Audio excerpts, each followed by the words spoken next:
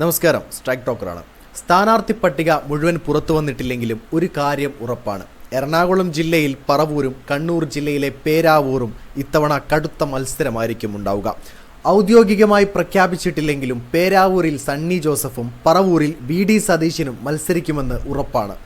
മട്ടന്നൂരിലെ MLA. K ശൈലജയാണ് പേരാവൂരിൽ CPM-ന് വേണ്ടി ഇറങ്ങുന്നത്.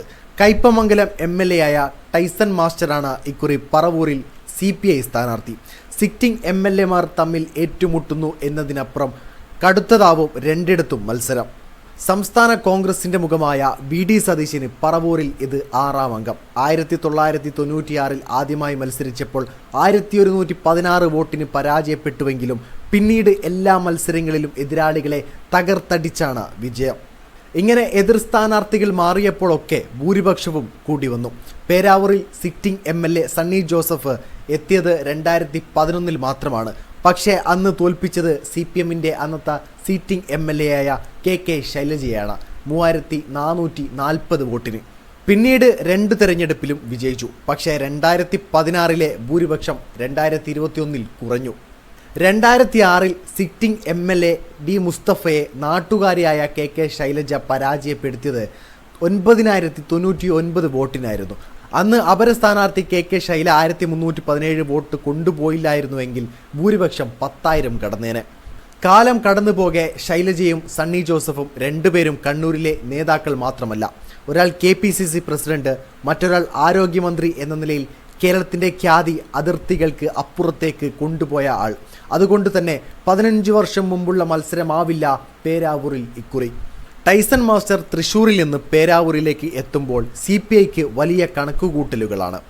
കോട്ടപ്പുറം രൂപതയ്ക്ക് ഗണ്യമായ സ്വാധീനമുള്ള മണ്ഡലത്തിൽ ലാറ്റിൻ കത്തോലിക്ക മുഖം എന്ന നിലയിലും അദ്ദേഹത്തിൻ്റെ വ്യക്തിപരമായ ഐഡന്റിറ്റിയും വോട്ടായി മാറുമെന്നാണ് CPI കണക്കുകൂട്ടുന്നത്. കഴിഞ്ഞ തവണ സംസ്ഥാനത്ത് ഏറ്റവും അധികം ഭൂരിപക്ഷം നേടിയാണ് കെ ശൈലജ മട്ടന്നൂരിൽ നിന്ന് നിയമസഭയിലെത്തിയത്. CPM-ന്റെ മുഖ്യമന്ത്രി സ്ഥാനാർത്ഥി എന്ന നിലയിൽ പലരും പരിഗണിക്കുന്ന കെ ശൈലജയെ തൊട്ടടുത്ത മണ്ഡലമായ പേരാവൂരിലേക്ക് മാറ്റുന്നത് ശരിയല്ല എന്ന തരത്തിൽ അവരുടെ ആരാധകർ അഭിപ്രായപ്പെട്ടിരുന്നു. എന്നാൽ സംഘടനാപരമായി സംസ്ഥാനത്തെ കോൺഗ്രസിന്റെ ഒന്നാമനായ നേതാവിനെ നേരിടാൻ മണ്ഡലത്തിലെ മുൻ MLA കൂടിയായ കെ ശൈലജയെ CPM ഇറക്കുന്നത് കൃത്യമായ കണക്കുകൂട്ടലിൽ തന്നെയാണ്. സംസ്ഥാനത്ത് മുഴുവൻ പ്രചാരണം നടത്തേണ്ട ഉത്തരവാദിത്തമുള്ള സണ്ണി ജോസഫിന് സ്വന്തം മണ്ഡലത്തിൽ നിന്ന് മാറി നിൽക്കാനുള്ള സമയം കുറയും. പ്രത്യേകിച്ച് പ്രചാരണ സമയം 3 ആഴ്ച മാത്രമാകുമ്പോൾ മണ്ഡലത്തിൽ മുഴുവൻ കറങ്ങി മഞ്ചേശ്വരം മുതൽ പാറശാല വരെ ഓടിയെത്താൻ സണ്ണി വക്കീലിന് നന്നായി വിയർക്കേണ്ടി വരും. ഇതുതന്നെയാണ് പറവൂരിലെയും സ്ഥിതി. നിലവിൽ പ്രതിപക്ഷ നേതാവ് UDF വന്നാൽ മുഖ്യമന്ത്രി സ്ഥാനത്തേക്ക് പരിഗണിക്കപ്പെടും എന്ന് കരുതുന്ന ആളുമായ വി.ഡി. സതീശന് തട്ടകമായ പറവൂരിൽ മത്സരം കടുപ്പിച്ചാൽ അവിടെ കേന്ദ്രീകരിക്കേണ്ടി വരും. പാർട്ടിയുടെ മേൽക്കൈയോ സാമുദായികമോ ആയ കാരണങ്ങളാലോ അല്ല സതീശൻ എന്ന നേതാവിൻ്റെ വ്യക്തിപ്രഭാവത്തിലാണ് അവിടെ കഴിഞ്ഞ 5 തവണയും അദ്ദേഹം വിജയിച്ചത്. അതായത് 7ാം അംഗത്തിൽ കഴിഞ്ഞ തവണത്തെ ആനുകൂല്യം ഉണ്ടാകില്ല. നേതാവ് എന്ന നിലയിൽ മറ്റുള്ള മണ്ഡലങ്ങളിലേക്ക് പ്രചാരണത്തിന് പോവുക എന്നത് റിസ്ക് തന്നെയാവും. അത് ജയപരാജയങ്ങൾക്ക് അപ്പുറം തെരഞ്ഞെടുപ്പിന് ശേഷമുള്ള പാർട്ടിയിലെ സമവാക്യങ്ങളിൽ തന്നെ മാറ്റം വരുത്താൻ പോലും ഇടയാകും. വീഡിയോ ഇഷ്ടമായ ലൈക്ക് ചെയ്യുക, നിങ്ങളുടെ അഭിപ്രായം രേഖപ്പെടുത്തുക. കൂടുതൽ വീഡിയോസുകൾക്കായി ഈ ചാനലിലൂടെ തന്നെ സബ്സ്ക്രൈബ് ചെയ്യുക. This is strike talk signing off.